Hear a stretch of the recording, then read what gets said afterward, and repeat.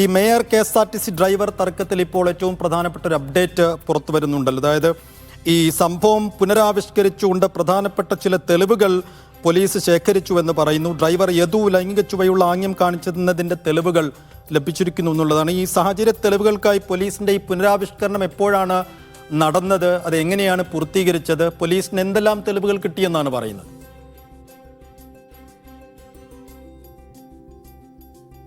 Mayor ആദ്യം പരാതി നൽകിയത് കന്റോൺമെന്റ് പോലീസിനാണെങ്കിലും യദു അശ്ലീല ആംഗ്യം കാണിച്ചു എന്ന് പറയുന്ന പട്ടം മുതൽ രാമൂട് വരെയുള്ള ആ ഭാഗം അത് മ്യൂസിയം പോലീസിന്റെ പരിധിയിൽ വരുന്നു. അതുകൊണ്ട് തന്നെ മ്യൂസിയം പോലീസാണ് ഇപ്പോൾ കേസ് അന്വേഷിക്കുന്നത്. അതായത് മേയറുടെ പരാതിയിൽ മേലുള്ള അന്വേഷണം നടത്തുന്നത്. കഴിഞ്ഞ ശനിയാഴ്ച രാത്രിയാണ് ഈ ഒരു സംഭവം പുനരാവിഷ്കരിക്കാൻ വേണ്ടി പോലീസ് തീരുമാനിച്ചത്. അന്ന് രാത്രി ബസ്സും കാറും ഉപയോഗിച്ചുകൊണ്ട് അന്ന് നടന്ന സംഭവം പോലീസ് പുനരാവിഷ്കരിക്കുകയാണ് ചെയ്തത്.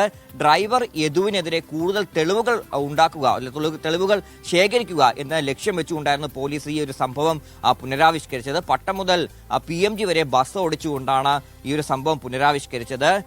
ബസ്സിൽ ഇരുന്ന് അശ്ലീല ആംഗ്യം കാണിച്ചാൽ അത് മുമ്പിലുള്ള കാറിന് കാണാൻ കഴിയുമോ എന്നുള്ള തരത്തിലുള്ള ഒരു പുനരാവിഷ്കരണമാണ് നടത്തിയത്.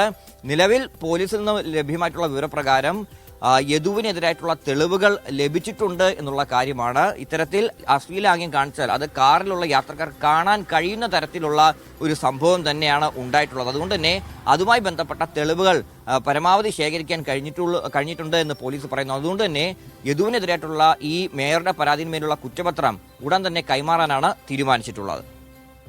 ശരി, RB സനൂപാണ് തിരുവനന്തപുരത്ത് നിന്നുള്ള വിശദാംശങ്ങൾ നൽകിയത്.